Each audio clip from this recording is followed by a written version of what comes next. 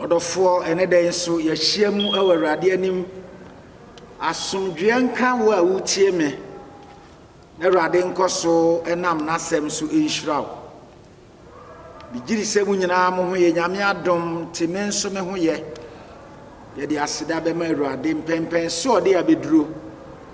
enede yi ɛyɛ kwasia de dikan ɛwɔ Lent mu ɛyɛ adaduanan akɔnkyera kwantu a edi Yesu Kristo amani hunu anim enede ya nso Presbyterian Church of Ghana ɛyɛ mofra kwasia da Children's Sunday na saada ya nso ɛne wayi asi hɔ a wɔpa mfirinhyia ha ɛmofra ɛsom dwumadie ba Presbyterian Church of Ghana mu 100-year celebration for the children's ministry in the Presbyterian Church of Ghana and then mpanyinfoɔ ɛpa ho ntoma ɛwɔ adum asɔre dan mu enti na dai ɛyɛ dwumadie kɛseɛ ɛna ɛkɔ so asafo nyinaa mu ɔdɔfoɔ ɛna kenkan sɛmiɛnsa a ɔde ama yɛn no deɛ di kan ɛwɔ Genesis tinkron kyekyɛmu wɔtwe ekosi donson Genesis chapter 9 verse 8 to 17 ne ɛto so mmienu no ɛwɔ Paulo yɛto so mmienu no ɛwɔ Peter homa Petro homa edikan timiɛnsa kyɛmu du wɔtwe ekosi aduonu mmienu First book of Peter chapter 3 verse 18 to 22 yɛto so mmiɛnsa a yɛbɛkan no asɛmpa no sɛdeɛ Marko twerɛma a ɛti edikan kyɛmu nkron ekosi dunum the gospel according to Saint Mark chapter 1 verse 9 to 15 moma yɛntie Awurade asɛm Mark chapter 1 verse 9 to 15 na eba sɛ ɛnanu mu no Yesu firi Nazareth a ɛwɔ Galilea ɛbae na Yohane ɛbɔ no asuo dan mu na ofiri nsuo no mu no entemwa na ohunu sɛ ɔsoro abue na honhom no sane sɛ aburuburo aba ne so na ani bi firi soro bae sɛ wo ne me dɔba a wo sɔmani na ntemwa honhom no twe no kɔ ɛsrɛ so na odi ɛsrɛ so hɔ adaduanan na Satan ɛsɔ ne hwɛɛ na ɔne mmoa ɛna ɛwɔ hɔ na abɔfoɔ ɛbɛsom no na oyi Yohane ma yɛkyire no Yesu ba Galilea ɛbɛka Onyankopɔn ho asɛmpa kyerɛɛ na ɔka sɛ ɛbrɛ no awie du Onyankopɔn ahene no abɛn mo nsakyera mo adwene na mo nye asɛmpa no enni Awurade asɛm ni ɔdɔfoɔ yɛde aseda ma Awurade mpɛmpɛn so ɔde abeduru ɛne Presbyterian asɔre mu ne ɔde mmɔfra dwumadie firinhyia maako ɔha 100 years of children's ministry in the Presbyterian Church of Ghana. We give God all the glory and honor. We give God all the glory and honor. And then there is na miguso ɛɛka COVID-19 ɔdɔfoɔ moma yɛmfa nhyehyɛe ne nyinaa nyɛ dwuma yɛn nose mask a yɛhyɛ sanitizer ɔdɔfoɔ yɛde pepa yɛn nsa hohoro yɛn nsa nsuo ne samina yɛde hohoro yɛn nsa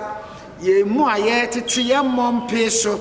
besi saa bere ɔdɔfoɔ nipa bi gu so yasɔden yɛda municipal and district chief executives bi a wɔboro no so yɛn impose spot fine wɔne a polisifoɔ ne sogyafoɔ nam yɛkyewa ne ama receipt watuaka ɛme de papa sɛ saa deɛ no I wish sɛ ɛsan nipa so ɔden ne sɛ ne ehia sɛ yɛbɛbɔ yɛn ho banti ɛnka municipal and district chief executives a ɛhwɛ kyerɛ nyinaa ɛbɛma saa deɛ akɔ so yɛn nyinaa yie die nti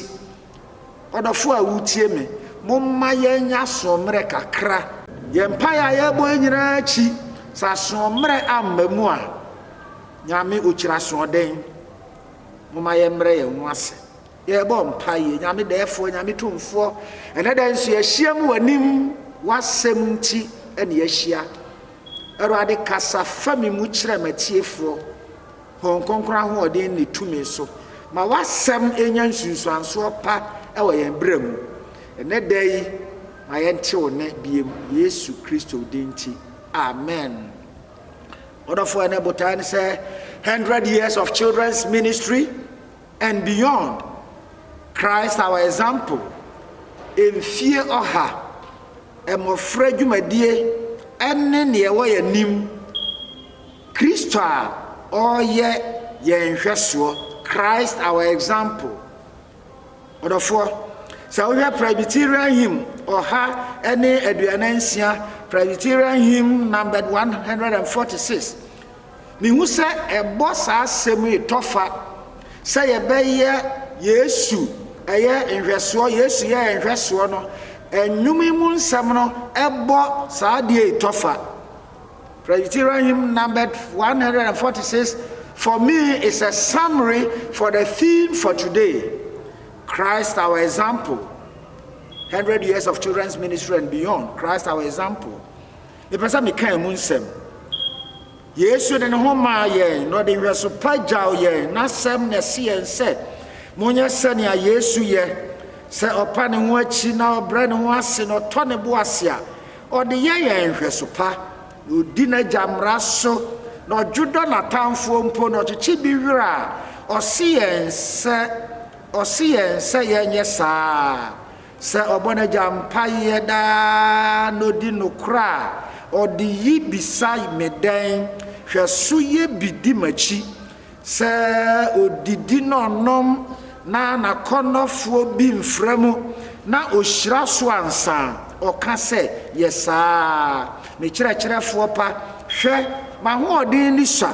fa ho pa no emame na maso abayi bi enipa pi ekɔ won kwan eye ne edo won kon me de me mpa wachi menya wakatua bi nwɔtwe na se wode mpa ebo wuye edi wie wo fam etra no ma me wu sa wuo ni bi na baba won nkyɛn ehobi Yesu de ne ho maye no de hwe sopa jawe na sem na esiyense monye se ni Yesu ye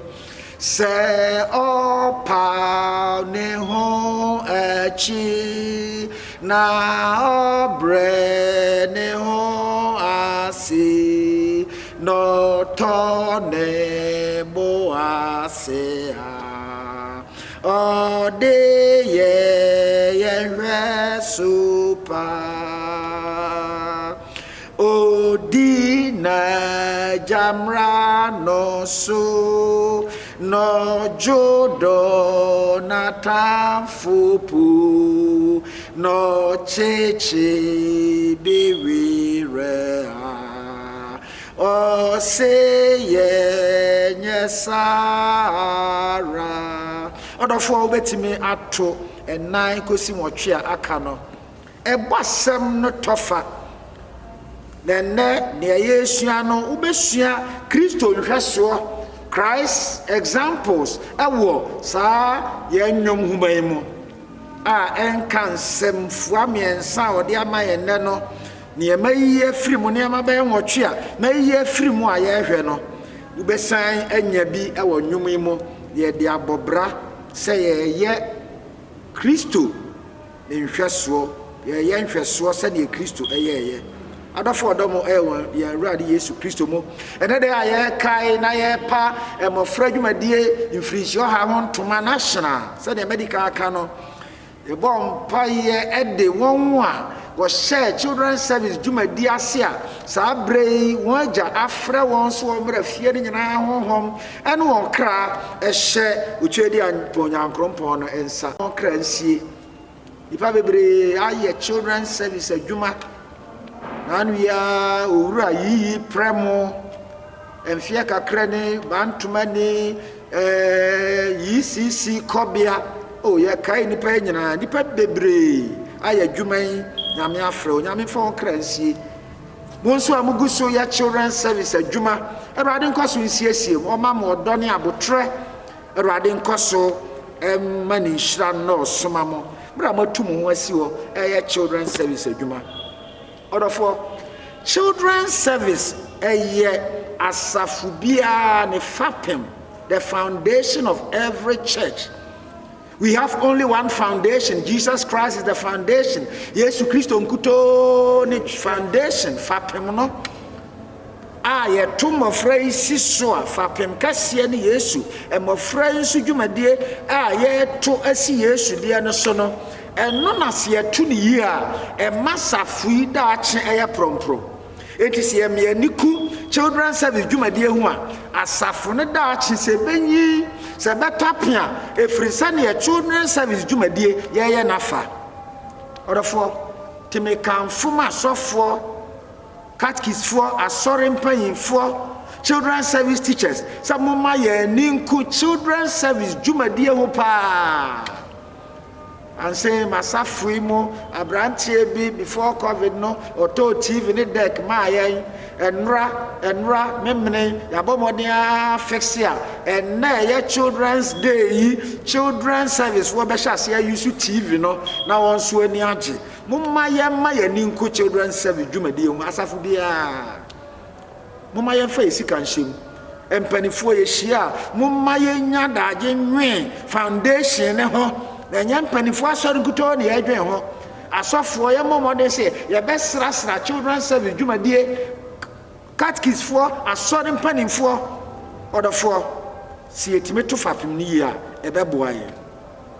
na me kan sa na me ka se akyerɛkyerɛfo kyerɛ mofra ade awofo ene mofra yi nuanom mpanifo ene omanmu ni nyina ye nyina wasudie children's service dwumadie ho si ebetimi ayanhweso pa ne akyerɛ mofra yi se munsua ye hwɛ Kristo sua no te munsua ye. Paulo ka kyerɛ Korintas afone ne huma dikan ti du baako nchichemu dikan se monhwɛ me na munsua me sade me nso mehwɛ Kristo na mesua no imitate me as I also imitate Christ. Enti akoma ye nyina si ebehwɛ sua Kristo na mofra nso asua ye na Kristo nhwɛ so pa no yatimi de awura mofra mu na wanyia ayebɛyɛ mpanimfa empanifo ka se bi se ni odi akire asua ni odi kan nante ti mofra nketoa ebia dibinum achia nyinyia sabre ye wo afa children's service mu ewo dibra kese won children's service teacher bebre no a minim won nyame apagya wo abaya sofo a wo di dwuma enti empen dodo a ye nhwesopo a emofra ehwe ye di achi no a won so eboa won mebusem ti aduonu mienu chichemu nsia se ye nkyere abofra okwan a onfa so na se onyi a onfiri ho odofo se won mofra bremu ye manyamesuro ewura wo mu a eboa wo mo onyi na san mofra bremu no ye toto ase ye to ajeje mu ni ama ye ni anka wo ho efa gidie ene Kristo som ho a odofo se dua no eponya bamu na wo tene no ana ye den mama ye ninku children's service dwumadie ho because it's the starting point to inculcate in them the fear of the Lord. See edi nyamesuro be hye wo mu no ehase afiri ho ya ka sembi story bi yes abofra bi our children's service ama nyamesuro awura abofra no mo ne maami ni mawurade ti da bia one abofra yi kwa afuo mu na obi one ne bohye na oyehu just oni kunu enu a na ne bode na ode atum to bu atwa odi kwa obohu na fe wa hwa abofra esa se oko children's service a ya kire ne se nyame wo ha nyame wo fie nyame wo ha nyame wo manyina wo ye bonia obehu obete obetwre wo ye bonia onshira wo da akola nim se ne ene maami ye ekro no ti da kro de akola si da bi mebisa maame wase ye wase wahwe ha wahwe ha nanso wahwe ha asedan ka Awurade din da yenim sɛ Awurade wɔ soro abɔfra ya kyerɛ no sɛ nyame ɔte soro ɔm sɛ nyame wɔ man nyinaa deɛ nanso yɛ nyinaa nim sɛ ɔsoro yɛ nyame atenaeɛ nti obisa no maame sɛ wahwe ho nyinaa hyia wosusu sɛ obiara maayɛ nanso nyame ɔhata soro yi maame wahunu ne yɛwoyɔ abɔfra yɛde children service awura ne mu na osuro nyame no deɛ ɔka kyerɛ ne maame efiri hɔ ne maame ne nya adwensa kyerɛ asedan ka Awurade din ɔdɔfoɔ sɛ wonya kwan na nnɛ de akenkan sɛ mmiɛnsa a yɛde ama yɛn no baako pɛ na makan aka mmienu Genesis ɛne Petro homa no bɔmmɔne a na ɔbɛkan na mekan mu a na mehwɛ sɛ Kristo yɛ nhwɛsoɔ children's ministry 100 years and beyond. Christ our example. Kristo yɛ nhwɛsoɔ no minyansɛm maako bɛyɛ sɛ nwɔtwe bi wokan him book mu deɛ ka ho a wobɛnya bebree a ɛyɛ Kristo emu nhwɛso pa a yɛhwɛ ne yɛsua ne yɛde abɔ yɛ bra nneɛma nwɔtwe a yɛbɛdi ho nkɔmmɔ ne yɛdi kan Kristo n'ahobraseɛ his humility yɛtwe so mmienu sɛ onyiyi nipa mu ohunu sɛ onyi nipa totwene identifying with the people ohunu sɛ nipa yɛ nipa so twikɔ wɔ hɔ nipa ho adwuma no bɛyɛɛyɛ yɛto so miɛnsa obedience osetie yɛto so na allowing God's spirit to lead us yɛto so num ɛyɛ being tempted without sinning ti yɛsɔ na hwɛ nanso wanyɛ bɔne ɛsiane sɛ ne nyame asɛm ti ne mu watwerɛ sɛ na yɛto so nsia mission or goal oriented na botae sinani so a ɔko akosi botae no ho de ato so nson suffering as part of Christianity sɛ amanehunu ɛka Kristo som ho ɛna ne yɛtwa toɔ covenant keeping sɛ ɔyɛ apam korafo ɔkora pam yɛnyame ɔkora pam nyame ɔno bɛdane Yesu bɛmeɛwo no ti nyame yɛ apam korafo a Yesu nso ɔyɛ covenant keeping Jesus nneɛma nwɔtwe ɛna yɛdi nkɔmmɔ ɔrafoɔ ne yɛdi kan bra Yohane ɛbɔ asu nke yia sɛ Yesu yɛbɔ n'asu ɛsiane sɛ na ɔbɔ asu akɔ adwensa kyerɛ mu baptism unto repentance enipa ayɛ bɔne na wɔsakyerɛ wadwene a wɔba me abɔ asu ne agye wɔn afra nyame nkurɔfoɔ mu Yesu no ɔnyɛ bɔne nti n'asu bɔne ɛho no ehia ne sɛn we miehu sɛ Yesu asu bɔne to was unique ɛyɛ soronko na ɔnyɛ bɔne ti ba ono ba sɛ Yohane kura di ne ho adanseɛ o kan atwerɛ konkron a ɔsi da bi ensese wo mom na sɛ wo ba masu na nya me Yesu ade ɔyɛ kyerɛ na ho braseɛ humility ɔrɔfo na ho braseɛ nti ɛna mo brɛ ne ho asia goduru asennua ho wuo mu enti na ho braseɛ nti ni naja ɛma ne so kɛse no ma ne din aburu din nyinaa so si ebo din Yesu na ɔsorofoɔ ne asase sofoɔ nkotodwe nyinaa koto tɛkyerɛma nyinaa pɛ mu ka sɛ Yesu Kristo ne Awurade ɛma gyo Nyankopɔn ne onyam humility ɔrɔfo sɛ brɛ yɛn ho asia atwerɛ konkron sɛ Awurade bɛma yɛn so Awurade sɛ ɔdom ahobraseɛfoɔ no si ahantanfoɔ kwan enti esu baako a Yesu afiri Yesu nhwɛ so pa a Yesu ane baako ɛne na ahobraseɛ his humility yɛto so mienu identifying with humanity empo wɔn a yɛ bɔne ba me bɔ na sufra wɔn a yɛ bɔne no mu kyerɛ sɛ he was prepared or he had identified himself with sinners. He identified with sinners. Saa de bɔne yɛfoe na ɔbɛ mu adwuma nti ɔno nka so nyame a ɔbɛ nipa enti mu ntwe mo ho me deɛ meyɛ soronko. We must identify with people. Ɛtɔmiri bi na obi nya post fia bi a na ɛkame yɛ sɛ nipa kora nyɛ nipa ɛkame yɛ sɛ ɔno yɛ superhuman ɔyɛ nipa soronko kyɛ obi a ɛba saa kora a wo frɛ no kora hey ɔmfa nipa kasa hyase asesa ne nantie mpo asesa omuo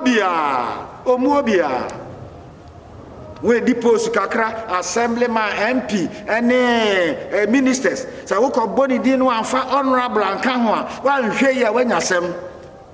we nyina ye de beja asase enka hwe nipa sesa isan dibre bi a waye ti on pese nipa mpo a etue bi eto abama no mpo bebre no a Afi wasoa ne men. We must identify with people. Yesu a esese yesua. Ni atoso me ensa a ye hye ne nso ne se. Mra obo na su wieye no free nsuo ne mu no ana se osoro bueye na afei eni bi firi soro e ka se oyi ni me doba osomani. This is my beloved son. We ni me doba osomani. Ade be na e kire ye. De benti na ye beka se oso Awurade ani ni seti a oyema na janti oso nani awofo nim se ye ba bi ye oseti man a oya abofro da yakoma so abofra no oso ye ni. We must be obedient. Esu a Yesu afa Yesu ho a ye de boy bra obedience. Oseti eyesi aforbo Samuel medical tidu num chema duonum yenu ye nyina nim story no akire so se koku nipa yi sa Agag ne o man mu nipa nyina se wonyina osemakofa na ntwie ne nipa aba ohene kra mede na aba animu no so mede na ntwie no e be ba fore ene ne keka ho nyame se oseti eyesin aforebo si ebe oseti amadurade no Awurade opa aforebo na nso oseti eyama no enu di aforebo ne kan mma ye nhye no so ni etoso nan a ye nhye ne nso ne se obo Yesu asiwie ye no ose honhom no etwe no edeko esre so ho. The Spirit drove him into the wilderness. He drove him to be tempted. Honhom konkro na etwe na akosre so yakoso ne hwe enya honhom fi tomri bi enya me ma ho kwan me yeso ye hwe Shanenso. Honhom no de ne koye. Ti honhom no he followed the dictates of the Spirit. Ya honhom de kan no ye. Paulo tro koma Roman for no Timothy chemudunan was as many as are led by the Spirit, they are the children of God. Do na nyankopon honhom edi won kan no won no yo nyankopon ma. Twi ni be se won ahonhom ne kan won no kan no ye se odifo en kan tete ye se honhom na kan no ye bi da bi kan no ayete se fulani ni kan na ntwie enti se honhom ne ma honhom ne direct yen ye ma honhom ne kire ba bia ye mfa na kire se ye onyankopon ma. Therefore we must allow the Spirit of the Lord to lead us, not the flesh. Anya ne honam yi pe ne honam kire se anya ne ye na mmom ye manyame won conclude ye kan se ba bia o kire se ye mfa no eno be ho ne ye fa Yesu adwuma mu sa pepepe ye hu Paulo tomri bi na okọ ba bia honhom ne se nko ho osemate tomri bi a bia okọ benya ma ne kra honhom ne se ko. We must be directed by the Holy Spirit more than the flesh. Yet he was tempted, yet he did not sin. Esra so ho adaduanan oya akontiri wieye na afei osohwefo no Satan abeso na hwe yenyina ni mo sohwe miensa obi a okom ade ne de ehia ne aduane yokom gia ne omie se ne mpanfo aka se wo Nyankopon ba dane ebuo na nya pa no woso atwere se enya pa no nkuto na nipa bedi a obetena ase watwere se it is written. The atusumienu was se obekoto asori me awakire ne wiase anu onyam nyina tina kosi people bi so hey we sa dan we no ne niam nyina ye media se obekoto be bu hu asekakra akoto me be di nyina be ma eno so watwere se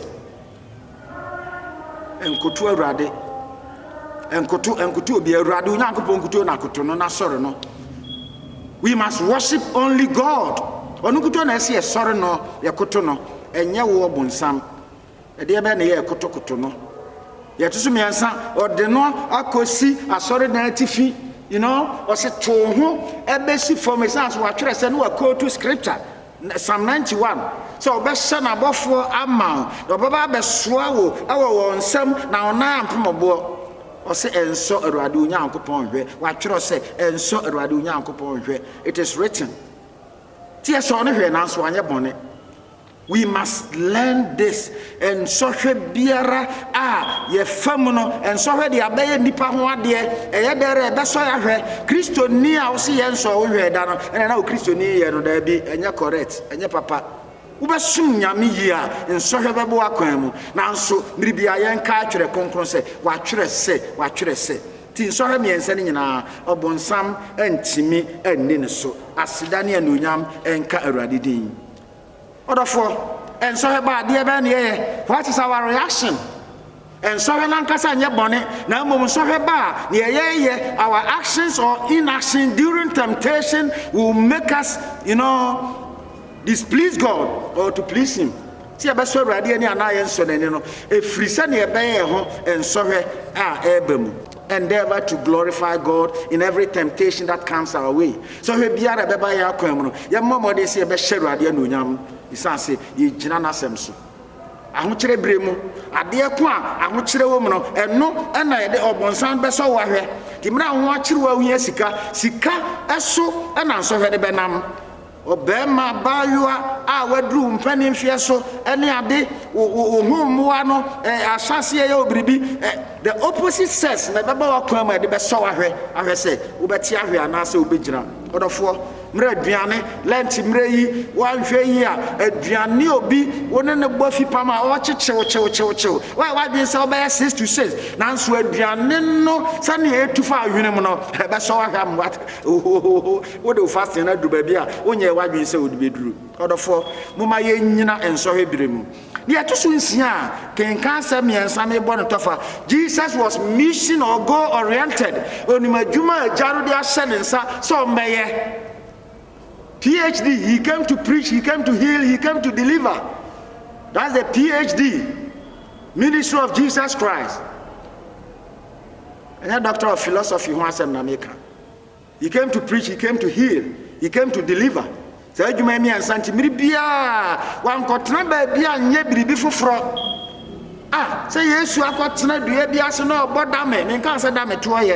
now he didn't misuse his time. He was always focused. He was always mission oriented. He knew what the Father expected of him. And while it was day, he said that I must do the works of him who sent me while it is day, because night is coming that no one can work. And ajoba obi antiminya dwuma. Timinya dwuma imra ehan ewo ho. Oda fo mra ye won kwan mra wa hodin na moma yenkoso nya dwuma ye mbebre ye se adaje emre ye wa hodin anke betimi aye biribia ma ruade emre ye anke ruade adom ye wa hyira ye a ye betimi ne ye wo bi abo anyame adwuma bo afefro no ye mbebre ye de ye ne ense ne fata. We must be mission oriented, we must be goal oriented, and no ne enhweso asese yesua free Yesu ho. Oda fo enti o preachi o kanyame asem no ko Galilea ko ka se ebre na wiedu onyankrompon ahini enu aben ti mon sachira mo adwene na mo nyi asem pani ne the time is fulfilled, the kingdom of God is at hand. Repent and believe in the gospel. Therefore let us be proactive. Mo ma yen sore waka ye nimre ipa bebre na ewuo COVID bre ebi wu fire woni anka nyame asem ankyere wo a Awurade be bisa won moja afri enchen. Moma yen sori ne enye ne sese yeye e de hye Awurade anonyam. Moma yen sori nante mankyere a yenim ne yenye aimlessly, walking aimlessly, idling about. Obi be sori obe ko tifini anafo apue ni ato onim ne waye ukọ he na obi simi ko jana ha na ko hwe onim ne waye buta bia nsina ne so. Therefore, the two sons and Persian so we can Petro my decan Timiansa second reading now a tre afan so or say Christ also suffered once for sin, the just for the unjust, that he might bring us to God. Or say Christo nsu huna mane uka kwa na chia na oka amane hunu Kristofo ebetimi ahunu amane hunu si ehunu amane se nipa ye di Kristo achi no kuremu na won so ye bone a o hunu amane odi kan keka amane hunu nyina na afei o to aso aka se na Kristo nso ehunu amane preko ma bone ni otene ehunu ma won tene se ne be ya odi en ebebo nyankrompon nchen. So suffering is part of Christianity. Suffering is part of Christianity. Christosum odofo and suffer amanehunu eka ho. Amanehunu ka ho. Esan se ye wuru anankasa ohunu amane a na ye edi na chidie ye de we ye duamono a ene na duawu ye de ben ene na ye wo ye nkyere kura na ye yeremu. enti nkyerɛkyerɛ bi a ɛkɔ so sɛ wobɛyɛ Kristoni dia ɛnsɛ sɛ wohunu amane no, it is unscriptural, it is on Christian. Ɛnyɛ Kristosum nkyerɛkyerɛ, ɛnyɛ Kristosum nkyerɛkyerɛ, ɛnyɛ Bible mu nkyerɛkyerɛ. Ana obi bi obɛka sɛ wagye Kristo di ampampa dia na ɛnsɛ sɛ wohunu amane, ɛnyɛ nokorɛ, ɛni Bible mu. Ɔrɔfo baabi biara nkyerɛkyerɛ bi te saa na wo hɔ no dwane firi hɔ na gye okra nkwa. Christ suffered and we must also suffer. Wɔsi yɛn ni bomu ɛkyɛ na mani hunu a yɛn ni bomu akyɛ na ni onyam. Na ɔsi na mibu ni sɛ brɛ mu amani hunu a yɛhunu no yɛntimi mfa ntoto na onyam a obeyi na di akyerɛ daakye ne ho. Suffering is part of Christianity. Na so mu ma yɛhunu amane so bi a bɔne bi nti na bom si yɛsum nyame no kurem ne yɛhunu amane no ɛno ho asɛm ɛna ɔka. Kristo sum nya sɔɔkye kwa. Oha betimi abamu nanso ebasa moma yenyina sanse na yedi nachi no onu nso gina na yeto so nwotwe a ye ka na ye de awie say our God, and for that matter Jesus, is a covenant keeper. He's a covenant keeper. Entina o kire Noah say ensuyiri nachi Erade ene ne kwa pam ene odi rainbow nyankonton be se wie mu kire Noah say da bia obehunu nyankonton yi me kai ama wa hye ne so say me maka me ho ntam say me mfa nsuyiri eme se wiase biem enipa wo mu ene a emmoadoma ene mpo biribi biara o wiase me mfa nsuyiri eme se ne biem. He covenanted with Noah. Enti enyankopon ayesom no, he's a covenant keeping God. Oya pam krafo. Oda fo apam be na me ne o ye ne afoforo pam. Aware mu ye pam be kantam me kwasi asare me fawo so say me yire na me hyebo e wo nyankopon ne asafo nyina nim say me ye okunupa adol adi onokre aye masede nyina ama enne nyina kwasi say onyankopon na mowuo so e betete me ne ontam. Nipa ma sori dan mu mehye sa boyda nanso de ebe na ehunu aware bebre yatan de bia na meka se mi giri se ma bi ho a wo bo mpa se nyame kumikuno ma me mi giri se ma bi mpa ebo no eno no e bia ma bi nso e bo mpa e bi sa afa on yire ho nanso ma ne de no no so papa niema ekoso aware ma dos nanso ya be kantam enne ye say Christ is our exemplar. Ni yesua said he is a covenant keeping God. So every vow, every pledge, every promise, every covenant, every agreement that we make in marriage, in business, wherever, we must abide by them. As I see it this so say nyame aye som no no o ya pam krafo odofo children's service edin finish your hayi say yen e de ba na edi dua mofra yi mu ama won ma no madaache in the next 100 years bia mu a ye di 200 years e bedru na me ene wo a wutiem ne emu bia ante ase nanso ye mama bi e betena ho sabre e de ba na edi dua ye mamu se awofo se akyerɛkyerɛfo se asɔre adi kanfo ene ɔman mu adi kanfo odofo ne abesin se wie mu ye kese a se ɔman pani ene nasoafo ne mpanifo aban ene kristofo nyina se amaye ni amre na sa emema ne mema ware ema ne ma ware se ese onipa wutimi ne aboa beda afede e me yobema me pese me sesa empo ne nyame de abome na menya oba de ebi so se me pese me nya ne mienu nyina sabe adambo it is madness. It is against scripture. When na Sodom ni Gomorrah nyame abufuhye eto egu won so the Nyamia Catholic Bishop Conference, I issue statement. A ban ye resa ban be sorry. Christian Council be sorry. Ni akuntia sorry nyina yankuntia samu ye. American president say, "O my dear, one man who can say, ne moa enyame ne yeboafo. Nipa do timi bu nipa, otumi pa bi no fam da. Boafo nko an Awurade. Yamfa ehun tu Awurade so. Ye mobi sabio emihuru sa ne menka ya fa ye ni nto Awurade so nye obi mua ne ye begye saa achiwade ebo man. This is an abomination. Awurade nka ye ho ye ntimi yen hwe so pama ye mai se anamo ayetu se afa saa de boni ho ena ma ye mesua biribi no nso de ama won ma no de ama won mama na daachi bi si eni ho a on beka se bre bi atwam ye nananom pen so saa de bi ananka e besensan o man komo ye nananom kutia entimi amaso. Christ our example. Yesu de no man e de hweso pagyaye na sem na se ense ye nye se ne Yesu ye makasa kire we agya oba ne hon konkron de mo na metumfo da wase wasem ade ama ye nenso orade ne ye sra se ma ye ntimi enye hweso pa e ma foforo mra ye di kan sua wo ye di wanamo achi na orade ne a wo pe no ya ye na foforo nso asua tire ne ya mo man so na bonne de ahohora e na eba da wase so atie Yesu Kristo do ba ni dinchi afasum de Nyankopon no anka sante mo kra urade na hwɛ mo honhom ne mo kra de mo nipadua sumu a ehum asɛm bi wɔ yɛn urade Yesu Kristo bam ɔno kwafo ne urade a wafrɛ mo ɔno nso na ɔbɛyɛ na somdwe na enka mo. Shalom.